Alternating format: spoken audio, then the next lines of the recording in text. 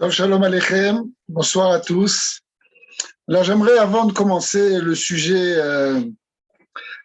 le vif du sujet, j'aimerais quand même mettre quelques points importants. Ce soir, on ne va pas prendre des décisions de halakha. Je viens simplement vous rapporter les idées qui sont les avis, différents avis de rabbanim, de poskim, de décisionnaires rabbiniques sur ces sujets qui sont les dons d'ovocytes et la mère porteuse, la gestation pour autrui. En aucun cas, j'ai l'intention ce soir de trancher la halakha et de prendre des décisions ilchatiques. Et il est clair que lorsque un couple est confronté à ce genre de questions, il doit poser cette question à un rav, à son rav, et écouter ce qu'il a à dire. C'est quelque chose de très important. C'est pour ça que d'habitude, j'ai pas tellement l'habitude de présenter ce genre de sujet sur des vidéos, etc. Mais on me l'a demandé tellement gentiment, alors que j'ai dit d'accord. De plus, il y a de plus en plus de vidéos sur le sujet, d'articles sur le sujet. Donc, bien que j'ai pas l'habitude, comme je vous ai dit, tellement d'en parler en public, j'ai décidé de le faire. Mais je vous demande, bien sûr, de prendre ça, de comprendre qu'on est dans un sujet qui est très, très, très, je dirais, difficile au point de vue de la halakha, et que avant de prendre des décisions personnelles, vous devez, au cas où vous en avez besoin, j'espère que vous n'en avez pas besoin, en discuter avec un rav. Ça, c'était le premier point. J'aimerais aussi vous dire que je vais présenter plusieurs avis différents sur ces sujets-là, donc d'une certaine manière un peu pluraliste, comme on dirait. Bien sûr que des rabbanim qui sont des rabbanim reconnus et connus dans le monde orthodoxe, mais il y a différents avis et je crois que si c'est un sujet très intéressant, entre autres, c'est parce que c'est un sujet qui est tellement controversé sur les différents rabbanim. Et je crois que c'est un sujet sur lequel vraiment on attend le Mashiach qui viendra pour nous dire, remettre le Sanhédrin en place à Yerushalayim, au Beth Amikdash, et qui puisse enfin nous trancher et prendre des décisions sur ces sujets-là. Parce que c'est vraiment un sujet qui est encore, on est dans le cœur du débat. Des fois, il y a des sujets qui émergent dus aux différences, aux nouveautés médicales. Il y a des nouveaux sujets. Et parfois, ça prend du temps jusqu'au moment où il y a un avis principal qui s'impose dans le monde de la Torah. Au début, il y a différents avis, ceux qui permettent, ceux qui interdisent, ceux qui permettent dans telles conditions, ceux qui interdisent dans quelles conditions, etc.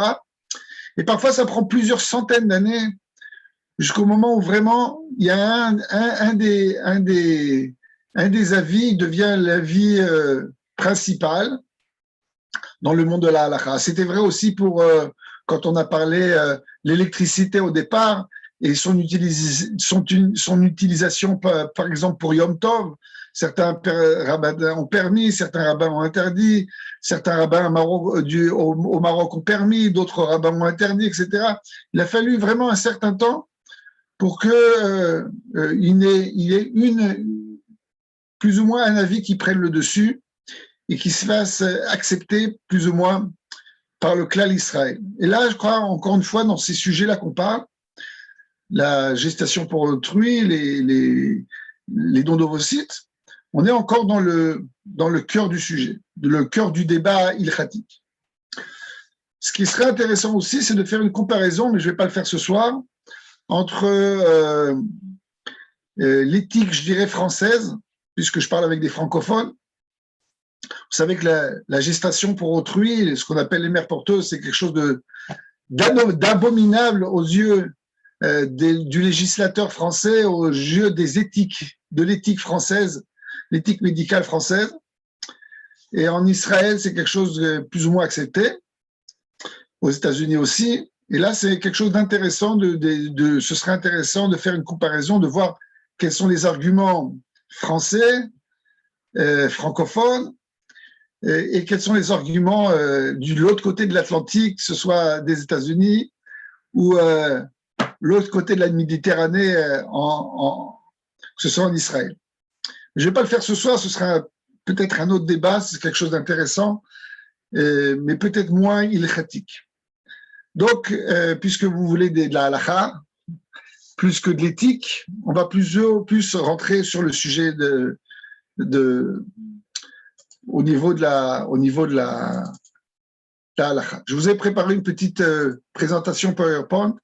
Cette présentation, elle est principalement en hébreu, mais je vais vous traduire au fil de ma discussion, je vais vous traduire les différents textes. Alors, lorsqu'on parle de don d'ovocité, qu'on parle de gestation pour autrui, de mère porteuse, alors on parle d'abord, avant tout, on parle de fécondation in vitro. Fécondation in vitro, c'est-à-dire la conception d'un embryon qui est à l'extérieur du corps de la femme. On a ici l'utérus de la femme, on va d'abord ponctionner les ovocytes, on va les mettre dans un tube à essai, on va y mélanger le sperme et va se développer dans une boîte va se développer dans l'éprouvette, ce qu'on appelle l'éprouvette, va se développer un embryon, et cet embryon-là, il va être remis dans l'utérus de la femme ou d'une femme. Ça, c'est ce qu'on appelle la fécondation in vitro classique, qui est déjà quelque chose, une technique qui est maîtrisée très très bien de nos jours dans les hôpitaux. Il y a des millions de bébés qui sont déjà nés par ce type de traitement. En général, on fait ça ou bien lorsqu'il y a un problème au niveau du sperme, ou bien lorsqu'il y a un problème au niveau de l'utérus, des trompes, etc. Mais on ne va pas rentrer maintenant dans tous les détails médicaux. Et là, lorsqu'on a pu mettre en place ce système de traitement, au départ, bien sûr, ça a été fait avec les ovocytes de la dame. C'est-à-dire que c'était la femme qui elle-même avait un problème avec son mari au niveau de la fécondité. On lui a ponctionné les ovocytes, on a fabriqué un embryon, on lui a remis à l'intérieur de son utérus, on lui a remis un embryon, et ça, c'est la FIV d'une manière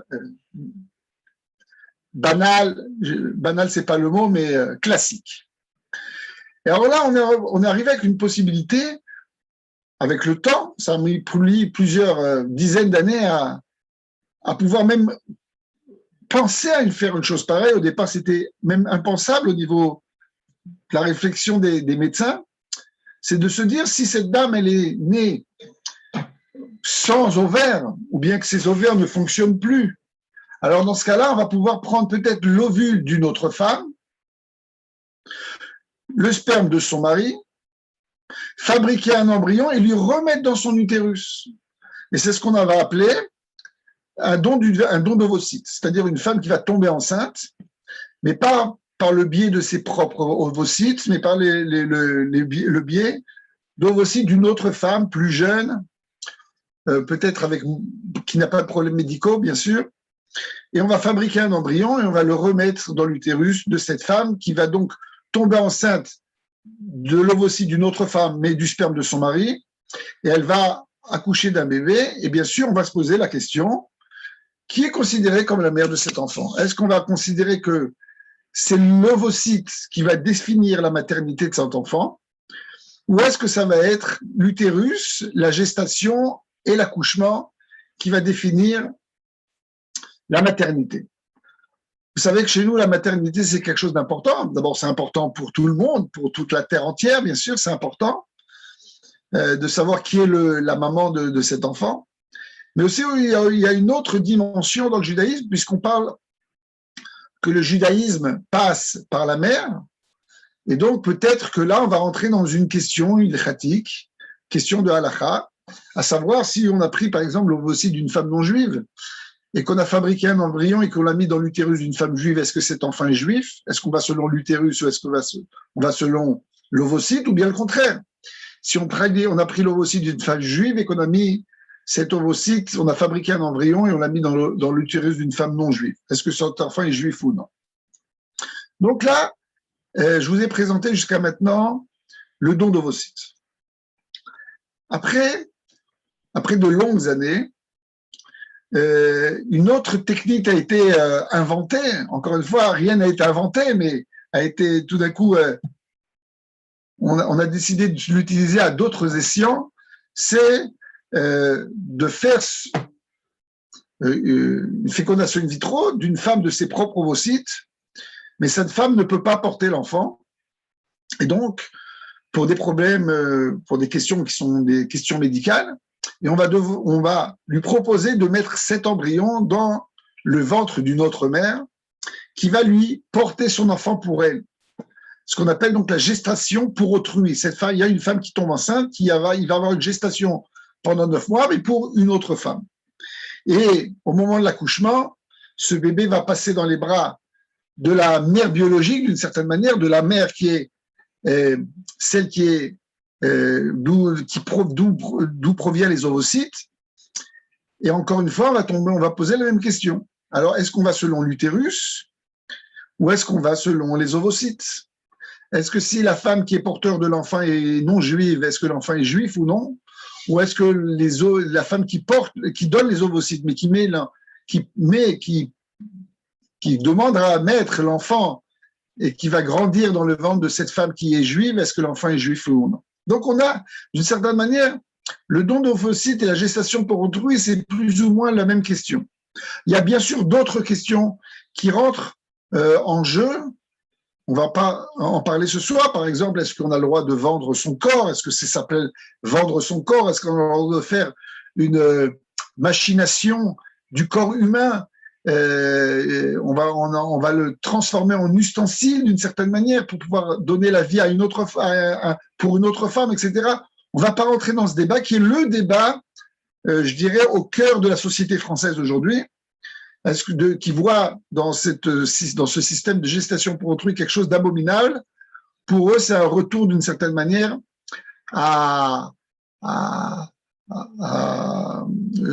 je dirais, le fait à l'esclavage, que des femmes vendent leur corps pour d'autres femmes pour pouvoir recevoir de l'argent, etc. Et ça, c'est dans le cœur du débat en France, et c'est pas du tout dans le cœur du débat en Israël et dans la halakha. Et ça, c'est quelque chose d'intéressant de faire une comparaison entre les deux. Mais comme je vous ai dit, c'est pas vraiment le sujet de ce soir. Le sujet de ce soir, c'était plus de vérifier, selon les sources de la halakha, qui est considérée comme la mère de cet enfant. Alors, si vous voulez voir comme ça, pour le kiff, comme on dit, vous voyez qu'on a ici un ovocyte, et cet ovocyte, il y a du sperme qui a été mis à l'intérieur, et comme vous voyez sur ce petit film, commence à se développer dans un laboratoire l'embryon qui va être ensuite transféré dans l'utérus, alors encore une fois, ou de la mère biologique, ou de la mère porteuse, ou de la mère qui reçoit l'embryon, etc. Donc, c'était pour vous montrer plus ou moins à quoi ça ressemble. Donc, quelles sont les indications en général pour un don d'ovocytes?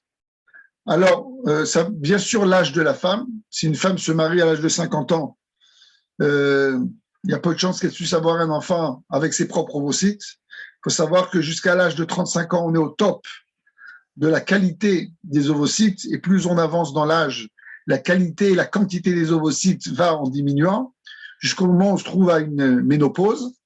Et donc là, il n'y a plus d'ovocytes, il n'y a plus de qualité d'ovocytes, mais s'il y en a, ils sont de très mauvaise qualité. Et dans ce cas-là, une femme qui veut tomber enceinte, elle aura recours à un don d'ovocytes. Mais parfois, ça peut arriver aussi à des femmes très, très jeunes. Il y a des femmes de 20 ans qui sont ménopausées. Une ménopause très précoce, ça peut arriver aussi. Pour vérifier ça, on fait des prises de sang hormonales, on vérifie le FSH, le AMH, l'HAM, comme on dit en français.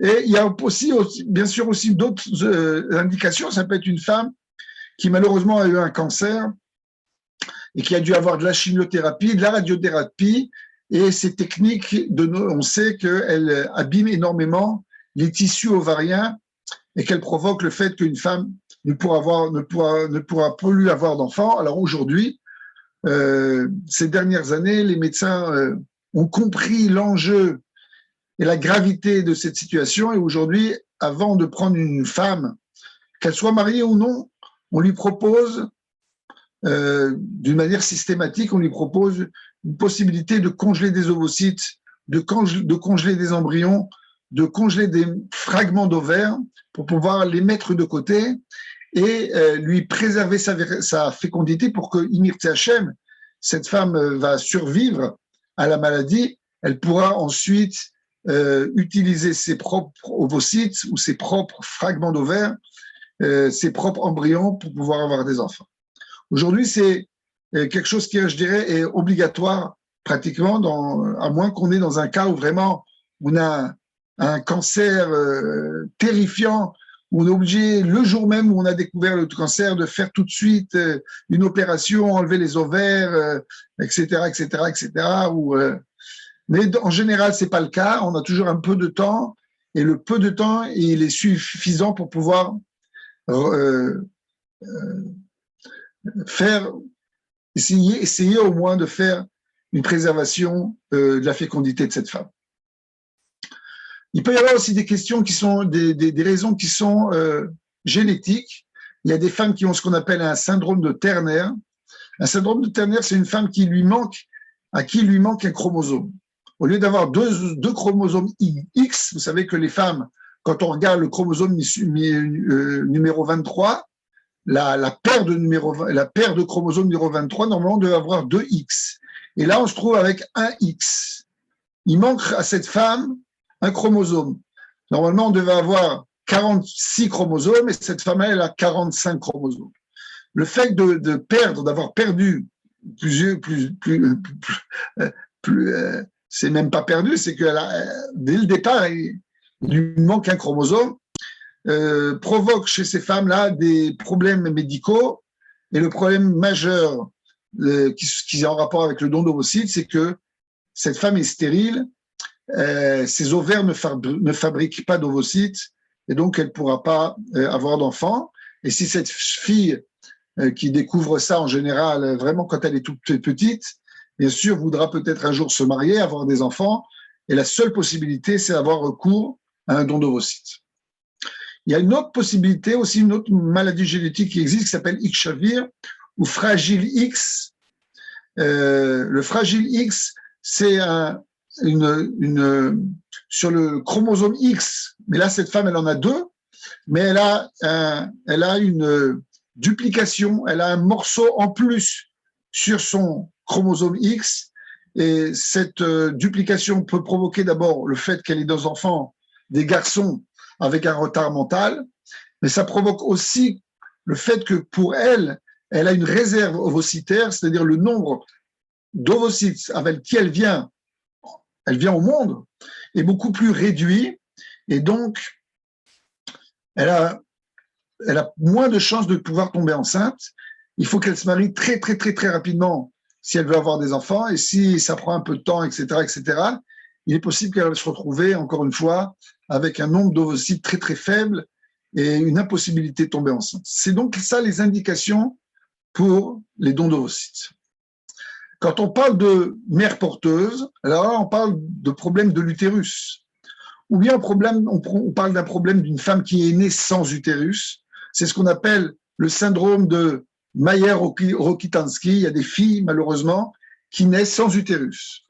Elles ont l'air de filles tout à fait normales au point de vue extérieur. Elles grandissent comme des petites filles normales.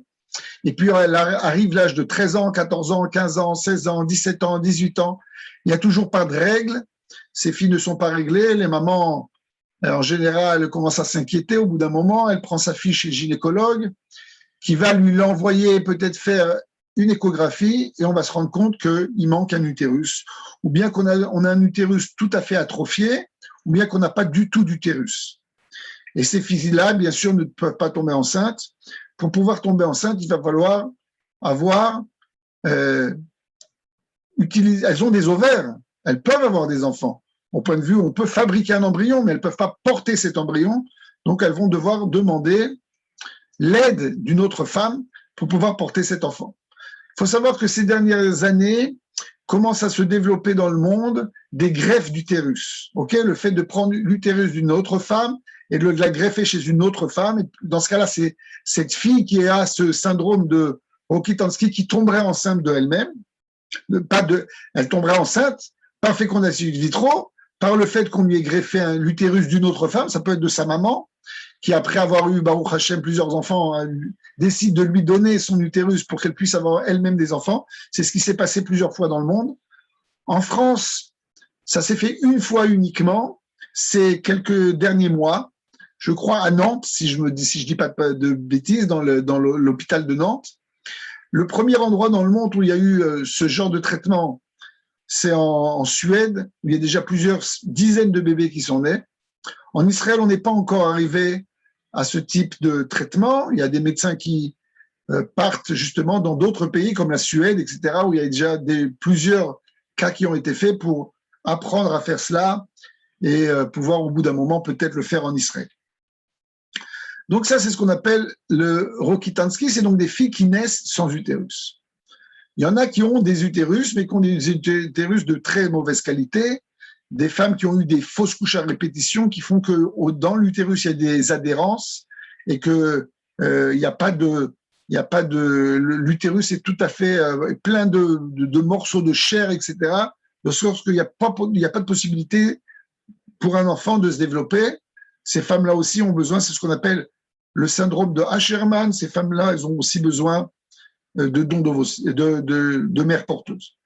Et puis parfois, l'utérus est en très bonne qualité, les ovocytes de très bonne qualité, mais la femme n'a pas le droit de tomber enceinte. Elle a par exemple une maladie cardiaque très très rare, très très grave surtout. Et si elle tombe enceinte, elle peut mourir, ou elle a un problème au niveau des reins, au niveau du foie, etc. Et pour pouvoir tomber enceinte, ou pouvoir avoir un enfant, elle va devoir utiliser ou prendre les services d'une femme qui va lui porter cet enfant. Donc ça, c'est les indications de mère porteuse. Dans tout ce que j'ai vu, dans tout ce que j'ai parlé jusqu'à maintenant, vous voyez, j'ai pas évoqué Bichlal, les questions sociales ou les questions, je dirais, qui sont pas médicales. Ok, on parle pas ici d'une femme qui, parce qu'elle décide de faire une carrière, par exemple au cinéma, et qu'il faut absolument pas qu'elle tombe enceinte parce que ça va lui abîmer son corps et que après elle pourra pas travailler, où elle doit faire un film maintenant pendant quelques années où il faut absolument dans la série qu'elle tombe pas enceinte. Alors cette femme-là, elle utilise l'utérus d'une autre femme, les services d'une autre femme pour tomber enceinte. J'en ai pas parlé du tout parce qu'il est clair que là, tous les rabbins, d'une manière unanime, disent non, non et non. Ok ? Si certains rabbins permettent ce genre de technique, c'est uniquement pour des raisons médicales, que ce soit la mère porteuse ou que ce soit les dons d'ovocytes. Si une femme dit, moi, je veux pas avoir des enfants de mes propres ovocytes parce que je me trouve très, très moche et que j'ai toujours rêvé que mes enfants ressemblent à une femme très, très belle, je sais pas, pour chaque femme, c'est quelque chose d'autre. Alors, on lui dira non, il n'en est pas question. C'est bien sûr uniquement ce qu'on parle ici, c'est des indications médicales. Bien que, encore une fois, il existe certains pays où même pour des indications qui ne sont pas médicales, on pourra faire une mère porteuse, ok, comme je vous ai dit, pour faire du business, une femme qui est très très occupée et qui décide de ne pas tomber enceinte. Peut-être elle le fera pour des raisons qui sont des raisons sociales, économiques, etc., etc. Il est clair que dans ce cas-là, au point de vue des rabbanim, il y a l'unanimité de dire que c'est quelque chose qui est impensable. Par contre, lorsqu'on parle de problèmes qui sont des problèmes médicaux et qu'on va pouvoir sauver la vie d'une certaine manière d'un couple, lui éviter le divorce, parce que cette fille, elle est maintenant ménopausée à l'âge de 23 ans, elle s'est mariée, elle ne savait pas qu'elle avait un problème. Et si on n'a pas de solution à leur donner, peut-être que le mari va décider de se séparer de cette femme et qu'elle va rester après toute seule et qu'il voudra se marier d'elle. Alors ils sont d'accord ensemble de faire un don d'ovocytes. Ou bien ça peut être comme je vous ai dit, des femmes qui se sont mariées à un âge assez avancé. Et c'est malheureusement une situation qui est très fréquente dans notre cadre de vie aujourd'hui, que ce soit en France ou en Israël.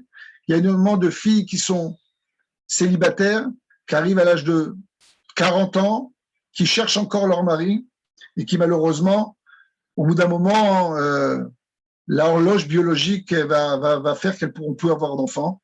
Alors aujourd'hui, entre autres à l'Institut Poix, pour éviter qu'on rentre dans ce genre de situation, on pousse, je dirais, on encourage les femmes qui arrivent à un certain âge de congeler leurs ovocytes pour pouvoir les mettre de côté, pour pouvoir, après Inir THM, lorsqu'elles vont pouvoir se marier, avoir des enfants de leurs propres ovocytes. Okay, c'est ce qu'on appelle la préservation de la fécondité pour des raisons sociales. Là, c'est pas pour des raisons médicales, c'est pour des raisons sociales. Mais ça, on dit oui. Pourquoi? Parce qu'on va éviter après, justement, d'être confronté à un problème de don d'ovocytes ou de gestation pour autrui. Et malheureusement, il y a de plus en plus de filles, même dans les milieux religieux, orthodoxes, ultra-orthodoxes, qui sont confrontées à ce problème. Et encore aujourd'hui, on a une réunion à l'Institut Poix, on en a parlé, on a déjà, depuis quelques années, encouragé des filles à faire ça. Il y en a plus de 500 qui ont déjà fait ça en Israël, parce que ça fait déjà plusieurs années que c'est autorisé. En France, c'était interdit jusqu'à il y a quelques mois. Maintenant, c'est autorisé de le faire en France. Jusqu'à maintenant, c'était interdit. Et il y a énormément même de filles qui venaient en Israël pour faire ce type de traitement. Alors voilà, je vous ai donc présenté maintenant les côtés médicaux du sujet. On va devoir maintenant rentrer dans les côtés ilchatiques. Alors, quel est le problème de la halakha? Comme je vous ai dit, un des problèmes principaux, c'est le problème que la question sur laquelle je vais penser ce soir, c'est qui est considéré comme la mère de cet enfant. Et le problème, encore une fois, il est que c'est un sujet qui n'a pas été évoqué dans la Gemara. Vous savez que dans le judaïsme, pour pouvoir trancher une question de halakha, on commence d'abord par, bien sûr, les psukim, les versets de la Torah, et puis avec leurs commentateurs, les différents commentaires de ces psukim, les commentaires qui sont principalement les midrashim, et puis le Talmud, qui va prendre ces versets de la Torah et en donner des interprétations qui vont se développer au niveau dans le Talmud, et puis après dans les commentateurs du Talmud, ce qu'on appelle les Rishonim, et puis après dans les Acharonim, et puis après dans les décisionnaires rabbiniques au niveau du Shulchan Aruch, etc., etc. Et le problème de quoi on parle aujourd'hui, des dons d'ovocytes et des gestations pour autrui, c'est un sujet qui n'a pas été évoqué dans la halakha.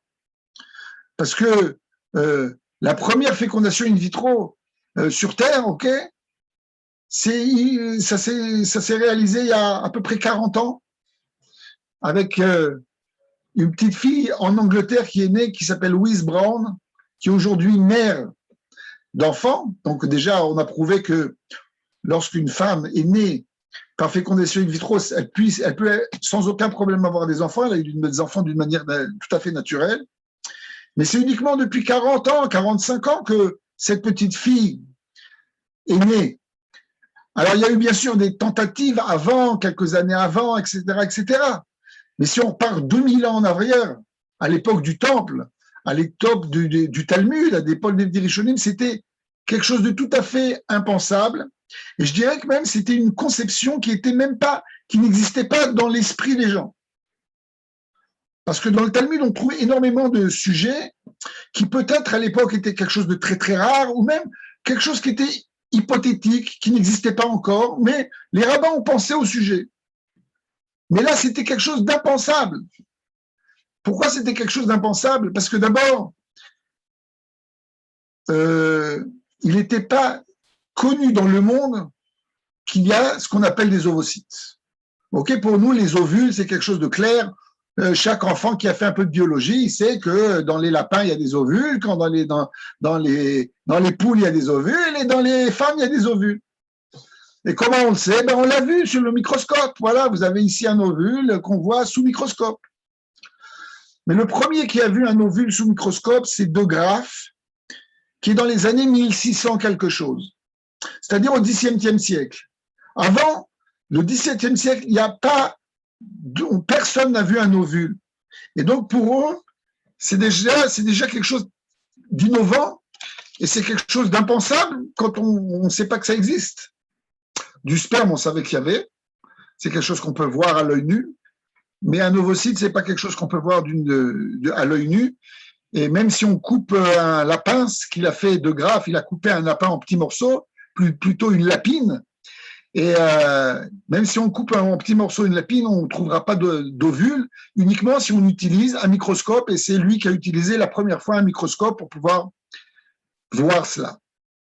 Et en plus, même si après que notre ami De Graaf a découvert l'existence de l'ovocyte, de l'ovule, penser qu'on puisse y injecter du sperme et développer un embryon à l'extérieur du corps d'une certaine personne et de remettre cet embryon dans l'utérus, c'était quelque chose d'impensable. Je crois que si quelqu'un en avait parlé à cette époque-là, au XVIIe siècle, XVIIIe siècle, on l'aurait mis dans un hôpital psychiatrique, on lui aurait dit certainement, ou bien tu es un grand spécialiste de la littérature fantastique et comment on dit, où on voit en avant, etc.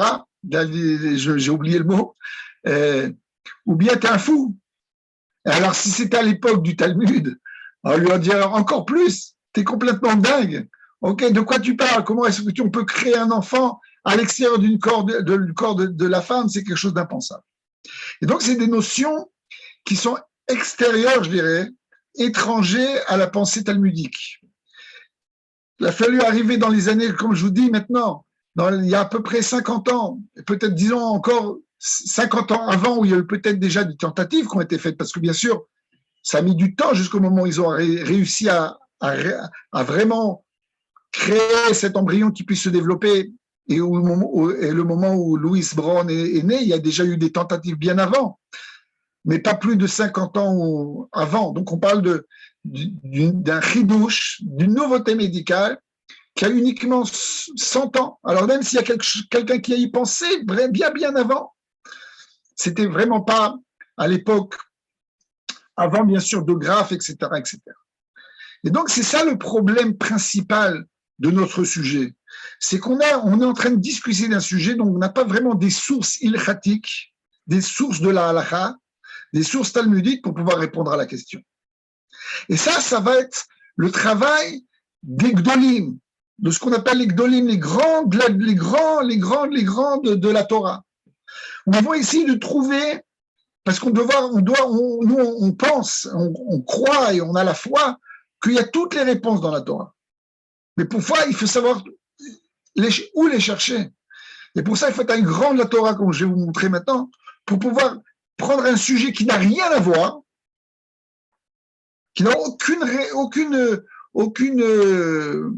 qui parle pas du tout de nos sujets, et d'analyser le texte et de le prendre, d'arriver à des conclusions et de les prendre en considération par rapport au sujet dont on parle maintenant. Et un des exemples qui a été donné par un rave vous voyez ici, qui s'appelle Shoot Even Yekara. Dans le Shoot Even Yekara, d'ailleurs, je suis pas, ok, sur le Shoot Even Yekara, qui est un livre qui a été écrit par un rave qui s'appelle Binyamin Weiss Cohen, dans les années 1890, à peu près, si je me rappelle bien. Donc, et ce rabbin, on lui a posé la question, quelle serait la halakha si on prenait l'ovaire d'une femme et qu'on faisait une greffe de cet ovaire sur une autre femme et que cette autre femme tombe enceinte? Qui serait considérée comme la mère de cet enfant? Alors déjà à l'époque, en 1890, c'était déjà quelque chose d'impensable. Et lui-même, il écrit dans sa réponse, vous me parlez de choses qui sont impensables. De quoi vous me parlez? Mais puisque vous m'avez posé la question, je vais vous donner la réponse. Alors, où est-ce qu'il va chercher la réponse? Parce on parle encore d'un autre sujet. On parle d'une transplantation d'ovaire. Mais d'une certaine manière, une transplantation d'ovaire, on peut la voir comme une transplantation d'ovocytes. C'est-à-dire, on prend les ovocytes d'une femme qui se trouve dans l'ovaire et on les met dans une autre femme. Bien qu'il est possible qu'il y ait une différence entre les deux. Mais, quelle est la source qu'il apporte pour prouver, selon lui, que c'est la mère qui porte l'enfant qui est considérée comme la mère et non celle qui a donné les ovocytes? Il apporte un sujet qui n'a rien à voir. Il rapporte un sujet qui sont les halachot qui sont en rapport avec le Orla. Qu'est-ce que sont les lois de Orla? Alors, les lois de Orla, lorsqu'un homme plante un arbre, les 3 premières années, cet arbre est interdit à la consommation. C'est-à-dire que s'il y a des fruits qui sortent, qui poussent de cet arbre, ils sont interdits à la consommation et ils sont considérés comme Orla. On doit les détruire. Et c'est pour ça qu'aujourd'hui, par exemple, en Israël, aujourd'hui, pour pas rentrer dans ce genre de problème, chaque agriculteur qui plante des arbres en Israël est obligé de le déclarer à la rabbanout, au grand rabbinat. Il y a des agronomes qui travaillent pour le grand rabbinat qui vont arriver sur place, qui vont vérifier quels sont les arbres qui sont déjà des arbres qui ont plus de 4 ans, et là, les arbres qui sont dans les 3 premières années, et aussi dans les arbres qui sont dans la 4e année, et on va demander à l'agriculteur de doter les fleurs, avant qu'il y ait des fruits même, de couper toutes les fleurs qui sont sur certains pendant les 3 premières années, justement pour pas que se développent des fruits qui seront interdits selon la consommation. Et donc, aujourd'hui, sur les marchés israéliens, il n'y a pas de fruits qui sont Orla. OK? Il y a une grande question au point de vue de la halakha. Est-ce qu'il y a Orla sur des fruits qui sont de Chutz Laaretz, pour les gens qui habitent en France, etc. Est-ce qu'on a le droit de les consommer ou non? Est-ce qu'il faut vérifier? On ne va pas rentrer dans ces détails parce que ce n'est pas le cœur du sujet. Mais donc, on parle d'un arbre les fruits, les 3 premières années sont interdits à la consommation, et la 4e année, ce qu'on appelle Netarevaï, dans ce cas-là, l'agriculteur doit prendre ses fruits qu'il a cueillis pendant la 4e année et les amener à Jérusalem et les manger à Jérusalem. Et uniquement à partir de la 5e année, il peut en faire ce qu'il veut, les vendre à qui il veut, etc. Ça, c'est les lois d'Orla. Et lorsqu'un homme, il a énormément de fruits la 4e année, il ne peut pas tout emmener à Jérusalem. En plus, à l'époque, il n'y avait pas de camion, etc. Il était avec son âne et sa charrette. Le temps qu'il importe ces figues qui sont de Eilat jusqu'à Jérusalem, elles vont pourrir sur le chemin.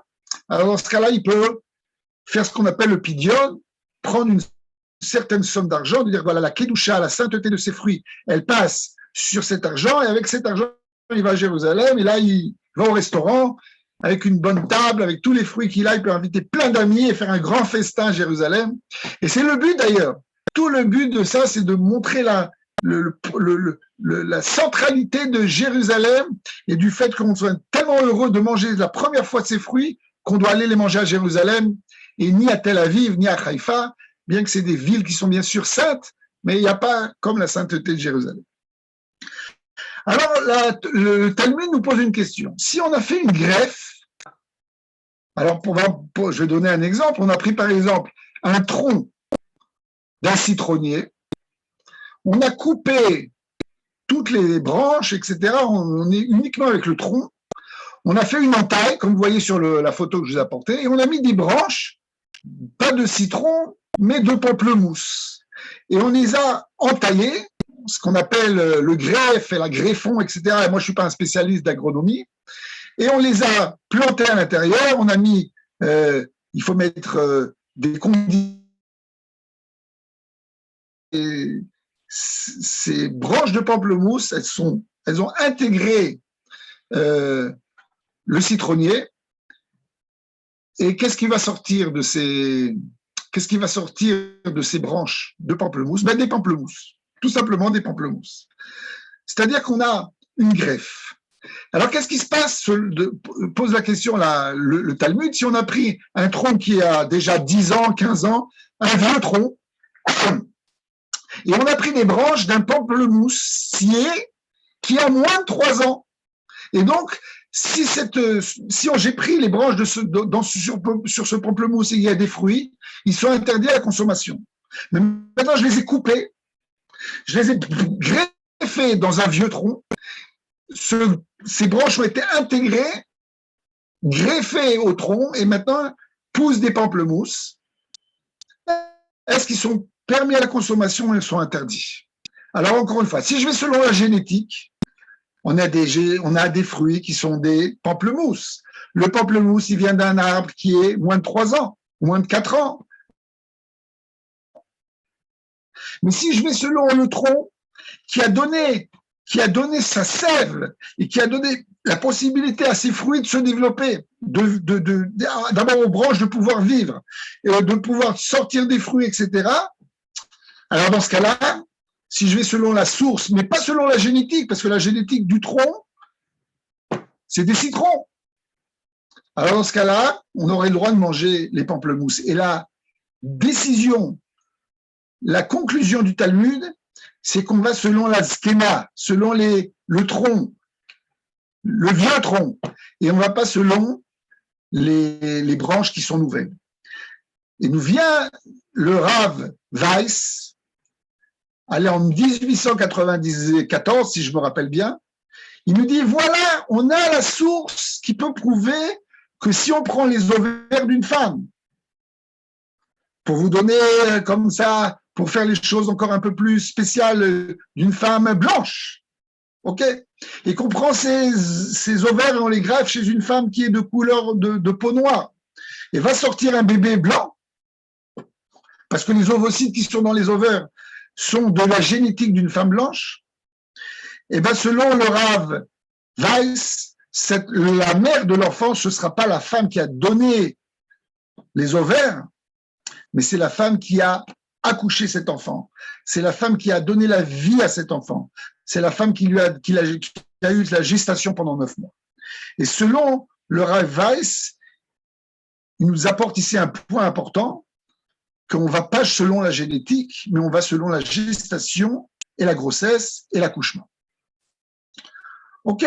Donc, vous voyez que la grandeur d'un rabbin, il faut qu'il connaisse les lois de Orla, qui n'ont rien à voir avec notre sujet. Il faut qu'il analyse les lois de Orla et de penser il y a un truc de génétique là-dedans, et de transplanter, c'est le mot qu'il faut utiliser, de transplanter ce sujet-là à un autre sujet qui est un sujet qui est en rapport avec la médecine, l'éthique médicale, la filiation du père et de la mère, etc. Donc ça, c'est quelque chose, vous voyez, ça peut être que des gdolim, ça peut être que des très très grands de la Torah qui peuvent faire une chose pareille. Parce que quelqu'un comme moi, par exemple, qui connaît uniquement mon petit sujet, je ne vais pas aller chercher, je ne connais pas ces textes-là qui sont dans d'autres hémisphères de la Torah. Et lorsqu'on a un grand Talmid Chacham, on connaît tout, et on a toute la Torah ouverte devant nous, alors on peut se permettre de faire des analyses et de faire voler la Torah d'un sujet à un autre. Et bien sûr, il y a d'autres rabbins qui ne seront pas d'accord. C'est là la source, entre autres, des machlokot, des controverses qu'il y a entre rabbins. D'autres rabbins vont dire, qu'est-ce que tu nous fais une comparaison entre des citrons et des pamplemousses avec une femme? Quel est le rapport? Ok? Donc c'est quelque chose qu'on peut accepter, c'est quelque chose qu'on peut repousser d'une certaine manière. Là, on peut aussi faire une petite différence, c'est que le Rav Weiss, dans Even Yehuda, dans Even Yekara, apparemment, il a parlé de transplantation d'ovaires, il n'aurait pas parlé de transplantation d'embryon. Et peut-être qu'il y a une différence là-dessus, comme on verra peut-être après. Une des autres sources qui est apportée dans le judaïsme, ça a un rapport avec les parashiot à Shavua qu'on est en train de lire. On est en train de parler les sidras de la semaine. Ok? Alors en ce moment, on est dans l'histoire de Rivka, de Yitzhak. On s'approche bientôt de Parashat Vaishlach. Et dans Parashat Vaishlach, on aura toute l'histoire de Yaakov qui va se marier avec Rachel, avec Léa, avec Zilpa, etc., etc. Et dans toutes ces parachiotes, c'est récurrent, des femmes qui sont stériles, des couples qui sont stériles, et le fait qu'ils prient devant Akadosh Baruch Hu pour avoir des enfants, tellement c'est quelque chose de fondamental pour nous dans le judaïsme. Et c'est entre autres pour ça que l'Institut Poix a été créé, pour aider justement ces couples qui sont dans la détresse et qui veulent avoir des enfants. Et alors la Torah nous raconte que Léa a eu une fille qu'elle a appelée Dina. Dina, si on prend l'étymologie du mot Dina, c'est din, c'est-à-dire la loi. Elle a fait loi. Ok? Cette fille, c'est elle qui a fait la loi pour qu'elle ait une fille. Quelque chose de spécial. Vous savez que tous les noms qui sont donnés par nos patriarches, etc., il y a toujours une signification. On a parlé que le fait que Sarah a rigolé, la Yitzhak Sarah, on l'a appelé Yitzhak. Ok, ils ont appelé Ishmaël parce que Akadosh Baruch Hu Shama Bekoli, Akadosh Baruch Hu, il a écouté ma voix et ma pleure, etc., etc. Et toutes les 10 tribus, tous ces juifs là, tous leurs noms ont une signification. Alors Dina, c'est le fait que Léa a fixé la loi. Elle a décidé qu'elle aurait une fille et pas un garçon. C'est écrit dans la Gemara, dans Masechet Brachot, le traité de Brachot, nous raconte l'histoire, nous explique pourquoi, qu'est-ce que c'est que cette histoire de fixer la loi. La Gemara nous dit que Léa, par prophétie, savait que sa sœur allait avoir un deuxième enfant, ou plutôt, je dirais, son premier enfant, et que donc sa sœur serait enceinte, mais elle savait par prophétie qu'elle serait enceinte d'une fille. Et elle s'est dit, c'est pas possible. C'est pas possible que ma sœur Rachel, elle ait une fille. Pourquoi? Parce que Rachel n'aura, selon la prophétie, que 2 enfants. Et si elle a 2 enfants, et s'il y a une fille, alors elle n'aura qu'une tribu d'Israël, elle aura un garçon et une fille, et les tribus se leveront selon les garçons. Et ça, c'est impensable. Pourquoi c'est impensable? Parce que les servantes, Zilpa et Bilha, elles ont chacune 2 tribus. Alors, il n'est pas possible que la femme la plus chérie, la plus aimée de Yaakov, elle ait une tribu, et sa servante, elle en ait 2. C'est un affront épouvantable. Donc, il faut au moins qu'elle ait aussi 2 tribus. Mais si elle est enceinte d'une fille, alors, et qu'elle n'aura que 2 enfants, alors comment c'est possible de parer la chose, de réparer la chose? La Gemara nous dit qu'elle a prié, Léa a prié pour qu'Akadosh Baruch Hu change le sexe de l'enfant, le fasse transformer d'une fille à un garçon. Et c'est pour ça qu'on l'appelle Dina, okay? Une fille et un garçon. Et à la suite de ça est né Yosef Hatzadik. Encore une fois, c'est la parachiote qu'on va avoir bientôt. Mais dans le Targum de il y a Rabbi Yonatan ben Uziel. Vous savez qu'il y a, dans la Torah, il y a ce qu'on appelle le Targum. Le Targum, c'est une traduction en araméen de la Torah, mais c'est pas une traduction mot à mot, c'est une traduction qui est aussi une explication du texte. Et Rabbi Yonatan ben Uziel est considéré comme quelqu'un de très très grand, presque un malach, presque un ange, ok, par sa grandeur et sa foi. Et lui, il ne dit pas simplement que Akadosh Baruch Hu a changé le sexe de l'enfant, d'une fille à un garçon, il va beaucoup plus loin. Il dit que Rachel était enceinte, mais aussi Léa était enceinte. Et que Akadosh Baruch Hu, il a simplement interverti les embryons. Il a pris le fœtus qui était dans le ventre de la Rachel, par miracle, il l'a mis dans le ventre de Léa, et le bébé qui était dans les ventres de Léa, il l'a mis dans le ventre de Rachel. Itralfu ou Baria, Bim'on, Zava, Yaïv, Yosef, Bem'e de Rachel, Vedina, Bem'e de Léa. Il a interverti les embryons, les fœtus, du ventre de Rachel, des entrailles de Rachel, c'est passé dans les entrailles de Léa et le contraire. Ça veut dire que si on y analyse ce texte, selon Rabbi Yonatan ben Uziel, il y a Yosef, qui est le fils de Rachel, il a été conçu d'un ovocyte qui vient de Léa. Et le contraire, Dina, qui était la fille de Léa, a été conçue d'un ovocyte qui vient de Rachel. Et pourtant, la Torah nous décrit d'une manière claire, Vatetse Dina Bat Léa. C'est la Dina, qui est la fille de Léa, c'est elle qui est partie se balader, et malheureusement, elle a rencontré Shrem Ben Hamor qui l'a violée. Il n'y a pas souk méforache. Vatetse Dina Bat Léa, il n'y a pas Bat Rachel. Pourtant, selon Rabbi Yonatan Ben Uziel, il vient du ovocyte, de l'ovocyte de Rachel. De là, certains rabbanim ont pris ce texte qui se trouve bien donc dans Rabbi Yonatan Ben Uziel, ils ont dit, Iné, voilà, on a la source que le don d'ovocyte, parce que là, vraiment, on parle d'un don d'embryon. Bon, c'était le même père, c'était Yaakov, c'était pour les deux côtés, c'était Yaakov. Mais on a un don d'ovocyte, là. Et ce don d'ovocyte, on va selon la gestation et l'accouchement, on ne va pas selon la femme qui a donné l'ovocyte.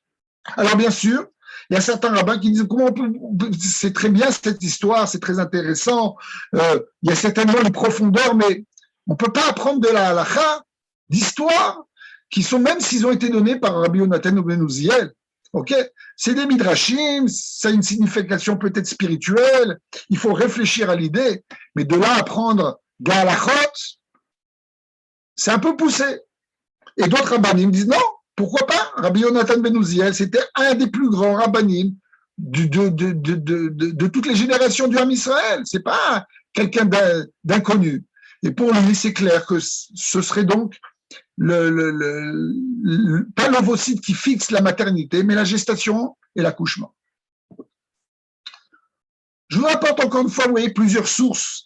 Et ces sources, comme vous voyez, c'est d'une certaine version, encore une fois, c'est pas un texte qui parle du sujet, c'est des interprétations. Et de ces interprétations-là, on arrive à des conclusions. Et bien sûr, certains rabbanim vont les accepter, certains rabbanim ne vont pas les accepter. Une autre preuve, encore une fois, qui va toujours dans le même sens en disant que c'est la mère qui accouche le bébé qui est considérée comme la mère de l'enfant et pas celle qui a donné les ovocytes, c'est une Gemara qui est en rapport avec un pasouk, un verset de la Megillat Esther. Dans la Megillat Esther, il est écrit que Esther Amalka, la reine Esther, était orpheline. Et nous dit le texte de la Megillah, elle était orpheline et elle n'avait ni père ni mère. Excusez-moi, mais si elle est orpheline, alors c'est qu'elle n'avait vraiment pas de père et pas de mère. Sinon, elle n'est pas orpheline. Pourquoi la Torah, pourquoi la Megillah a besoin de nous préciser qu'elle avait ni père ni mère, alors que la Megillah nous dit juste avant qu'elle était orpheline, et c'est pour ça que Mordechai l'a acceptée dans sa maison, il l'a fait grandir, etc. Il s'occupait d'elle. Alors c'est clair que c'est l'orpheline, elle n'a ni père ni mère. Nous dit le Talmud dans Masechet Megillah, dans le traité de Megillah, c'est pas qu'elle n'avait pas de père et pas de mère. Elle n'a jamais eu ni de père ni de mère. Jamais. Comment c'est possible? Comment on peut naître et n'y avoir ni de père ni de mère? Nous dit le Talmud, lorsque le père de Esther a eu une relation avec sa femme, avec la maman il est mort juste après. Et donc, le sperme n'a pas eu encore le temps de féconder l'ovule. Donc, il n'y avait pas encore de notion de père, parce que pour avoir un père, il faut avoir un enfant, au moins un fœtus, mais là, le fœtus n'était pas encore créé. Donc, elle n'a jamais eu de père. Peut-être, au point de vue biologique, elle a un père, mais cet homme-là, il n'a jamais eu d'enfant, parce qu'il est mort avant que même qu'il y ait eu une conception d'un embryon. Alors, comment on peut dire qu'elle n'a jamais eu de mère? Nous dit la Gemara, elle n'a jamais eu de mère parce que juste avant d'accoucher, la mère de Esther est morte. Et qu'on a tout de suite sorti, elle est morte en couche, elle n'avait pas encore sorti la tête, elle n'avait pas encore sorti, on l'a tout de suite, on lui a fait une césarienne, on a sorti le bébé. Et c'est pour ça qu'elle n'a jamais eu ni de père, ni de mère. Mais elle a déjà une mère. Non, selon ce passage du Talmud, ça veut dire que le moment de mère, de maternité, c'est au moment de l'accouchement, même pas au niveau de la gestation, au niveau de l'accouchement lui-même. Et si elle est morte juste avant l'accouchement, cette femme-là n'était pas considérée comme la mère de cet enfant.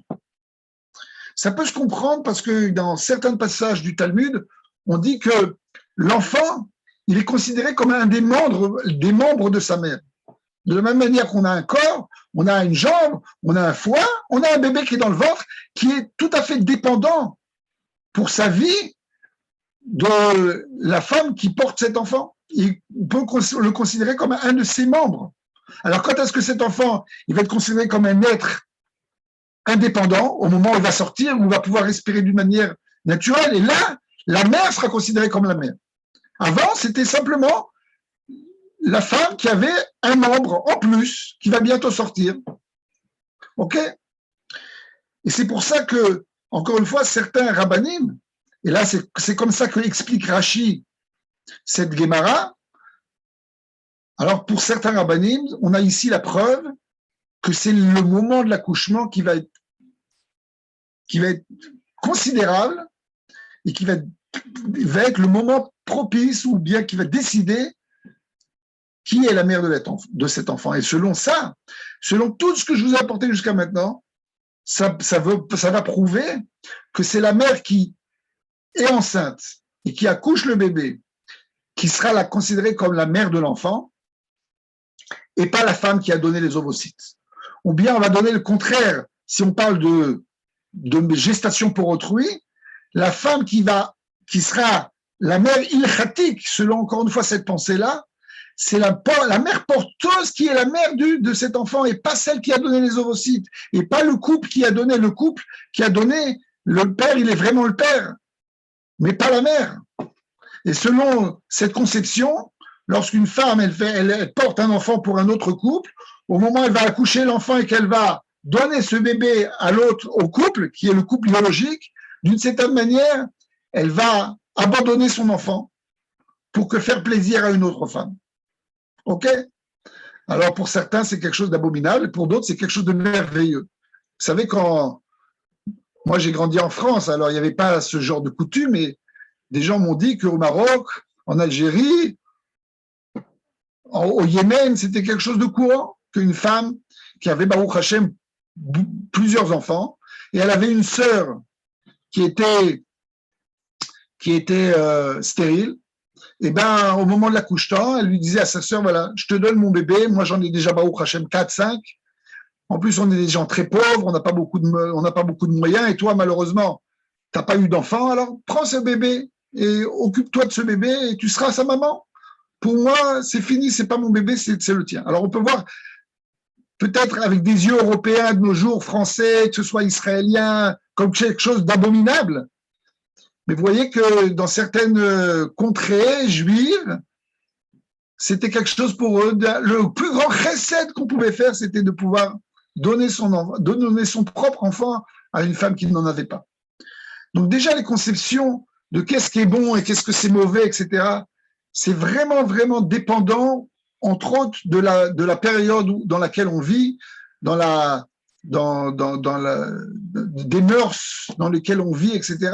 Il est possible que d'un siècle à l'autre, d'un pays à l'autre, les choses se voient d'une manière tout à fait différente. Ça, c'est un point important, parce que, encore une fois, des fois, on regarde certaines coutumes juives ou certaines coutumes non juives, etc., avec certaines critiques, et les autres, quand ils entendent ça, ils ne comprennent même pas quel est le problème. Au contraire, vous fabriquez un problème, quelque chose de merveilleux au point de vue éthique, et vous le critiquez, vous en faites quelque chose d'abominable. Donc ça, c'est aussi un sujet peut-être sur lequel il faudrait peut-être un jour réfléchir. Est-ce qu'il y a dans certains sujets des différences de point de vue? Qu'est-ce qu'en pense le judaïsme là-dessus? Maintenant, il y a encore d'autres. Je vais passer maintenant à l'autre côté parce qu'on commence à avancer dans le temps et il commence à se faire tard. En Israël, il est déjà 11 heures du soir. C'est l'heure d'aller se coucher. Maintenant, je vais vous apporter d'autres Gemarot qui disent le contraire. OK? Il y a une Gemara, la Gemara peut-être une des plus connues, qui se trouve dans ma Masechet Nida, qui nous dit il y a 3 associés dans la création d'un enfant. Le père, la mère et Akadosh Baruch Hu. Akadosh Baruch Hu, qu'est-ce qu'il donne? La Neshama. Le père, qu'est-ce qu'il donne? Tout ce qui est blanc dans le corps de cet enfant. Le blanc des yeux, les os, etc. Et qu'est-ce que donne la mère? Elle donne tout ce qui est rouge. Il est clair que ça a un rapport avec le sperme, que le sperme il est blanc et que les menstruations elles sont rouges, c'est un rapport, bien sûr un rapport avec ça. Mais on voit qu'encore une fois, il y a écrit Ve'aima Mazrat Oden. Alors, est-ce qu'on parle ici d'une femme qui aurait une semence? Mais là, la Torah nous parle de quelque chose de rouge. Alors, est-ce qu'elle parle du sang? Apparemment, elle parle du sang. Oden, c'est dame. C'est quelque chose de rouge. Bon, on voit qu'il y a la mère apporte quelque chose, le père apporte quelque chose, Akadosh Baruch Hu, il donne la vie à cet enfant. Donc, on voit qu'il y a la mère, c'est pas simplement quelqu'un qui porte l'enfant, c'est quelqu'un qui apporte quelque chose. Mais on peut aussi expliquer ça peut-être différemment parce que la mère qui porte l'enfant, qui n'est pas son enfant biologique, mais elle le porte, elle va lui donner son sang. Alors, est-ce qu'on parle de ça ou de l'autre? Apparemment, là, on parlerait plutôt, puisqu'il y a le mot mazrat, ça vient du mot zera, qui est une semence. Alors là, on parlerait de l'ovocyte, apparemment. Bien qu'encore une fois, personne n'avait vu un ovocyte à l'époque des Chachamim, de la Gemara, mais peut-être qu'on peut comprendre quand même qu'ils avaient compris, peut-être par Ruach HaKodesh, ou par intuition, que de la même manière que l'homme avait quelque chose qui ensemence, aussi la femme, elle a quelque chose qui ensemence. On a aussi une autre source qui nous dit qu'une femme qui était enceinte, qui n'est pas juive, et qui décide de se convertir, alors vous savez que elle doit aller devant un Beddin, dire qu'elle veut respecter les mitzvot, et là le Beddin doit l'accepter, puis après le Beddin va lui demander de se tremper dans un mikvé. Est-ce que l'enfant qui va naître, après elle était enceinte, elle s'est trempée alors que le bébé était dans son ventre. Elle maintenant est devenue juive. Est-ce que son bébé est devenu juif ou non, automatiquement parce que la mère est juive, ou est-ce qu'il va falloir tremper le bébé après la naissance? Et la Gemara, dans le traité de Yebamot, nous dit qu'il n'y a pas besoin de tremper le bébé après la naissance. Pourquoi? Parce que lorsque la femme s'est trempée, elle a trempé aussi son bébé. C'est-à-dire que c'est pas qu'on considère là dans cette Gemara, c'est le contraire de ce que j'ai dit avant. C'est pas qu'on considère que ça fait partie un des membres de son corps, et puisque de la même manière qu'elle a trempé ses mains, elle a trempé son bébé, non. C'est pas parce que ce bébé il fait partie du corps de la femme. Il est déconnecté, il est vraiment quelque chose, une entité différente. Mais le fait qu'elle s'est trempée, automatiquement, ça a aussi trempé le bébé. C'est comme si après la naissance, on l'avait trempé. Ça veut dire que dans ce cas-là, c'est pas parce que la femme s'est trempée qu'automatiquement le bébé est devenu, il est trempé. C'est-à-dire que on considère qu'il s'est trempé comme si c'était trempé après. Donc on peut considérer encore une fois que comment est-ce qu'on peut interpréter ça? J'écris là-haut, Ba'alat Habetzit Yahem. Est-ce qu'on peut comprendre de cette manière donc que cette femme, elle s'est trempée, elle pour devenir juive, automatiquement son bébé est devenu juif, mais pas parce que c'est la mère qui s'est trempée, c'est aussi parce que la mère s'est trempée, mais c'est considéré comme si on l'avait trempée avant. C'est-à-dire que là aussi, on peut considérer que, alors on peut aussi considérer que justement cet enfant, il est non juif et qu'il a besoin d'être trempé et que c'est pas la gestation qui a fixé la chose, mais c'est l'ovocyte. Alors dans ce cas-là, on pourrait dire que c'est l'ovocyte. La femme, c'est l'ovocyte qui a défini que cet enfant n'était pas juif. Même si la mère s'est trempée, ça n'a aucune incidence sur son bébé. Mais puisqu'elle s'est trempée, encore une fois, c'est comme si on avait trempé le bébé après, alors dans ce cas-là, cet enfant est devenu juif. Donc là, on voit encore que l'enfant, il continue à être non juif selon l'ovocyte et pas selon la gestation. Ok. Vous voyez que c'est un sujet compliqué et qu'il y a des sources qui sont apportées et que chacun recherche dans le Talmud des différentes sources. C'est pour ça que lorsqu'on arrive à la décision rabbinique, on a différentes sortes, manières on a différentes décisions Et on n'a pas eu une décision unanime pour tous les rabbinim. Il y a une grande partie des rabbinim qui va considérer que, effectivement, c'est la mère qui accouche le bébé qui est considérée comme la mère de cet enfant. Et que même si on a pris l'ovocyte d'une non-juive, cet enfant, il est juif. Il n'y a pas besoin de le convertir. Et qu'il n'y a même pas besoin de raconter à l'enfant qu'il est né d'un don d'ovocyte, parce que la mère, il khatik, c'est la mère qui l'a accouché. Et il y en a d'autres qui vont dire non, c'est la mère qui a donné les ovocytes qui est la mère de l'enfant. Et si la femme qui a donné les ovocytes, elle n'est pas juive, cet enfant, il n'est pas juif, il faut lui faire une conversion. Et peut-être qu'il va falloir lui raconter que sa mère, qu'il a été converti, etc., etc. Il y a certains rabbins qui disent, ben, il n'a peut-être pas de mère, parce qu'on ne sait pas, ou bien il a deux mères. OK? C'est pour ça que certains rabbins, comme le Rav Wosner et le Rav Eliashiv, ont interdit ce type de traitement. Ils ont sorti ce qu'on appelle un pashkevil, qui était collé sur les murs de Jérusalem en disant, nous, on ne permet pas ce genre de traitement, justement parce que on est dans un flou total. On ne sait pas qui est le père, le père on sait, mais on ne sait pas qui est la mère. Et ça peut faire des problèmes de halakha au fil des années. On interdit totalement ce genre de technique. Vezao. Mais je vais vous dire la vérité, c'est que énormément de couples ont énormément de mal à aller selon ces décisions rabbiniques. Parce que pour toutes ces filles que je vous ai parlé, qui sont malheureusement, qui naissent sans utérus, qui naissent sans ovaires, pour toutes ces femmes qui ont mis énormément de temps pour trouver un mari, déjà la souffrance est terrible. Maintenant, leur dire que vous n'aurez pas d'enfant, c'est quelque chose de très difficile. Mais pour ces rabbanim, et ils ont le droit, je sais pas que je les et je suis rien du tout, moi je suis Afar Vaefer, je suis de la cendre et de la poussière par rapport à ces rabbanim. C'est clair. Pour ces rabbanim, malgré la douleur intense, c'est quelque chose qu'on ne peut pas permettre. Mais il y a d'autres rabbanim qui l'ont autorisé. Entre autres, celui qui a créé l'Institut Poua, le Rav Mordechai Eliyahu, avec qui j'étais plusieurs fois avec des couples pour discuter de ces sujets-là. Lui, il a donné l'autorisation. Il m'a même dit d'une manière claire, Ani matir beshofi. Je permets d'une manière tout à fait toute simple. OK, il n'y a aucun problème. Et pourquoi? Parce que lui considérait que pour lui, c'était clair que c'est la mère qui accouche le bébé qui est la mère de l'enfant. Donc, il n'y a pas de problème. Il n'y a pas vraiment de problème ilchatique.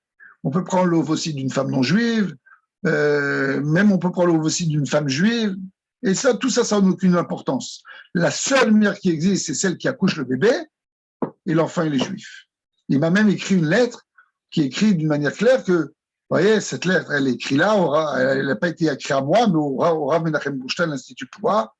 Par rapport à la réponse que je vous avez posée, je vous ai déjà dit plusieurs fois que c'est la mère qui porte l'enfant qui est considérée la mère de l'enfant et pas celle qui donne les ovocytes. D'accord?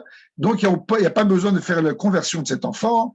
Même si l'enfant a été conçu d'un ovocyte d'une femme non juive, l'enfant il est juif, il ne faut pas sortir du mal, dire du mal de ses enfants, ils sont juifs à 100%, etc. Et on a une deuxième lettre où il écrit que même si le père est Cohen, l'enfant est Cohen. Mais le Rav Ovadia Yosef n'était pas d'accord.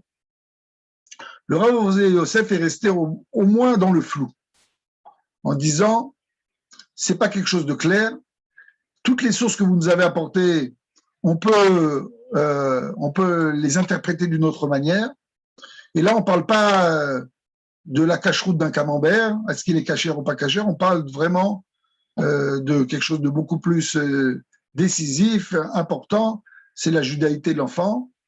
Et dans ce cas-là, ou bien on considère qu'il est goy mamash, ou bien on considère que cet enfant, il faut au moins lui faire une conversion par doute, ok?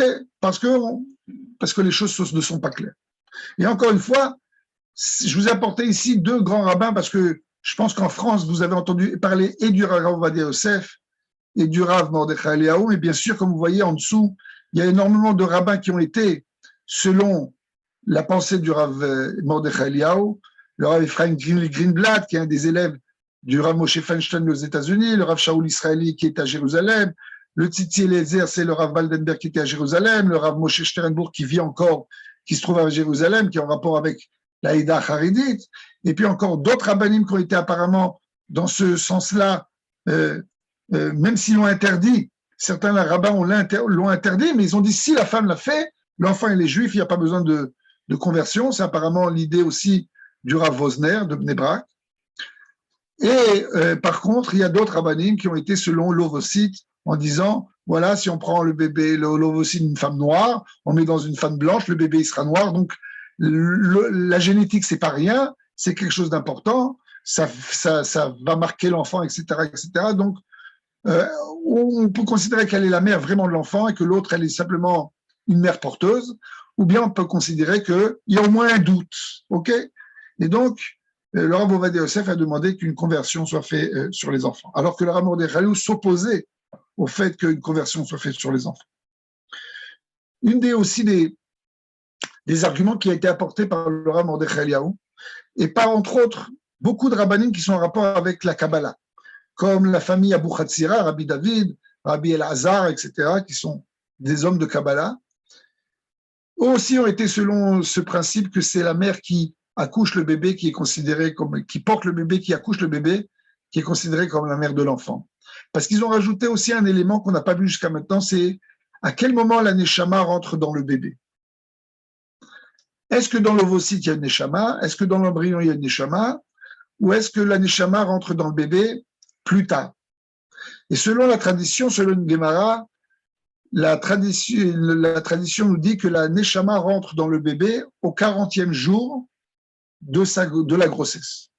C'est-à-dire que les 40 premiers jours, il n'y a pas de neshama dans ce bébé.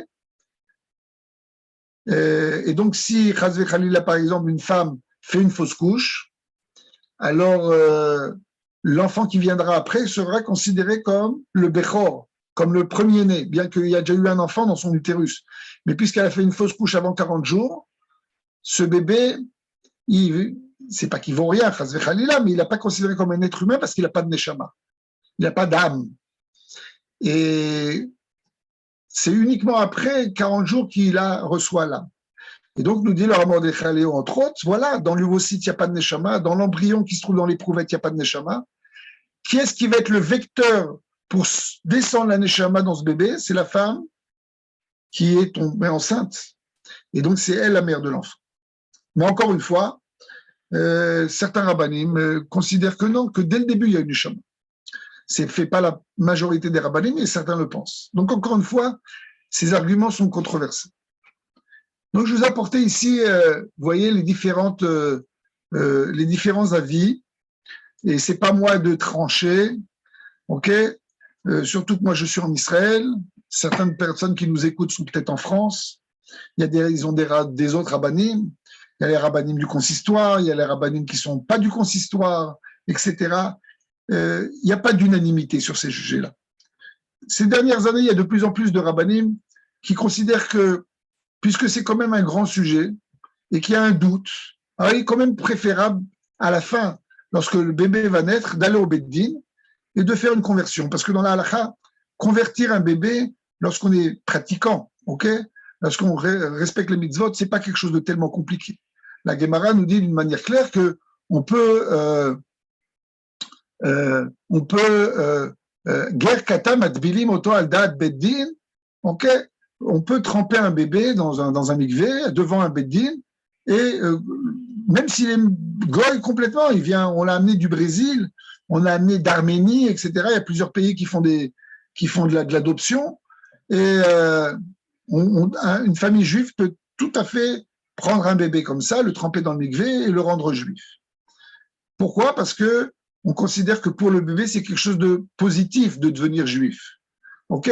D'abord parce qu'il va grandir avec des parents qui sont juifs et il veut être intégré avec ses parents et en plus recevoir la Torah, les mitzvot et le Olam Haba, etc., etc. C'est quelque chose d'extraordinaire. Donc le bébé, d'une certaine manière, même s'il n'est pas conscient, il veut devenir juif. Ok? Il veut devenir juif. Et donc on peut très bien tremper un bébé devant un beddin. Et dans ce cas-là, aujourd'hui, il y a énormément de rabbanim qui disent, même puisque c'est une grande discussion chez les décisionnaires rabbiniques, alors on va considérer que c'est un enfant, d'un côté, il est juif, mais on va quand même considérer qu'il est préférable de le tremper au mikvé. Mais ça veut dire qu'on va pas le considérer vraiment comme un enfant qui a été converti mamash. C'est-à-dire que cet enfant, si c'est une fille, elle pourra se marier avec un Cohen.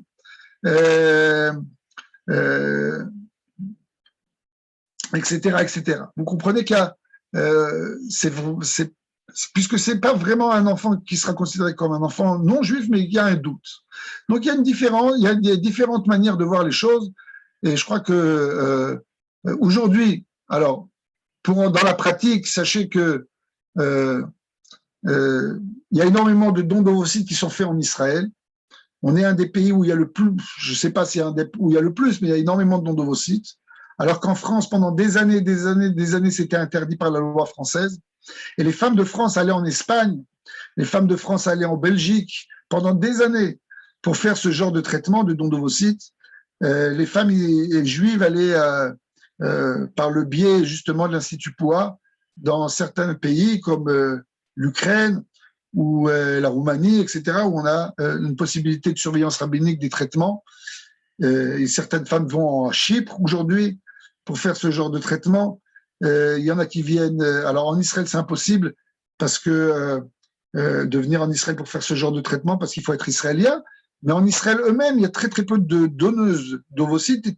90% des femmes en Israël qui font ce genre de traitement, c'est des ovocytes qui viennent de Kiev et des banques d'ovocytes, de femmes qui donnent des ovocytes. Et ces ovocytes, elles viennent congelés en Israël. Et il y a des milliers de bébés qui sont nés, à mon avis, depuis ces 20 dernières années. En plus des femmes israéliennes qui elles-mêmes donnent des ovocytes. Sur les mères porteuses, c'est interdit encore une fois en France. C'est autorisé. Israël a été un des premiers pays à l'autoriser. À l'époque, celui qui s'est penché sur la loi et lui a donné, je dirais, son esprit de Torah, c'était le Rav Zalman Nechemia Goldberg, Zichrono Livracha, qui est mort du corona ces dernières années, qui était lui-même le gendre du Rav Shlomo Zalman Auerbach, un des grands de notre génération, qui a donné l'autorisation de faire des mères porteuses. Il a défini qu'il faut que la mère porteuse soit juive et non mariée. Ok, juive, encore une fois, parce que si la mère porteuse n'est pas juive et qu'on va selon la conception, selon l'accouchement, alors cet enfant ne sera pas juif et donc il faut qu'elle soit juive et qu'il faut préférable qu'elle soit non mariée pour pas qu'il y ait de problème de ce qu'on appelle échec ish, le fait qu'une femme mariée avec un homme reçoit l'embryon qui a été conçu par le sperme d'un autre homme, et certains pourraient considérer que cet enfant il soit peut-être mamzer, etc. Et à la suite de ça, il y a aujourd'hui des femmes en Israël qui sont prêtes à être des mères porteuses, et il y a des couples qui recherchent ça. Et sachez que de tous les milieux, encore une fois, ceux qui considèrent que c'est interdit, ils considèrent que c'est interdit. Mais il y a énormément de couples qui, pour eux, recherchent des rabbinim qui leur donnent les autorisations, que ce soit pour des dons d'ovocytes ou des mères porteuses, que ce soit dans les milieux religieux, pas religieux, ultra religieux, super religieux, je sais pas tous les mots qu'on peut utiliser, ok. Il y a dans tous les milieux, il y a des chassidim, des mitnagdim, des sfaradim, selon ce qu'on aime faire décompartimenter la société israélienne. Et encore une fois, il y en a qui disent non, on n'est pas d'accord, on n'accepte pas. Ces dernières années, comme je vous ai dit, commence à se développer la greffe d'utérus. Ça va peut-être être une solution pour certaines femmes qui naissent sans utérus, mais c'est encore expérimental et très dangereux. Et pour l'instant, c'est pas encore une routine dans la médecine. Voilà, je crois qu'on va terminer là. Merci pour tous de m'avoir écouté. Encore une fois, je précise, et c'est pour moi très important de vous dire que je vous ai pas donné de réponse. Je vous ai montré les différentes sources sur lesquelles on peut travailler.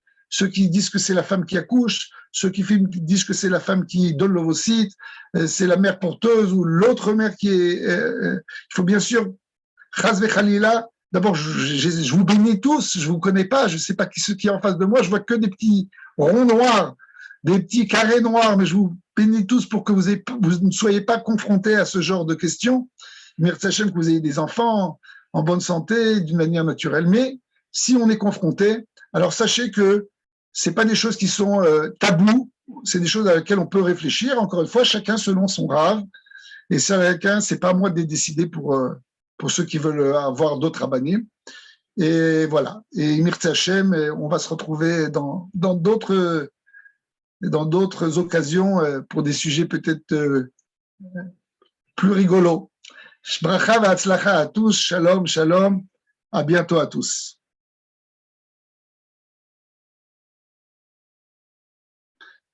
Est-ce qu'il faut que je regarde les questions?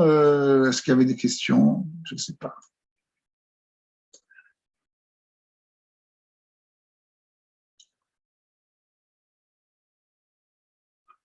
OK.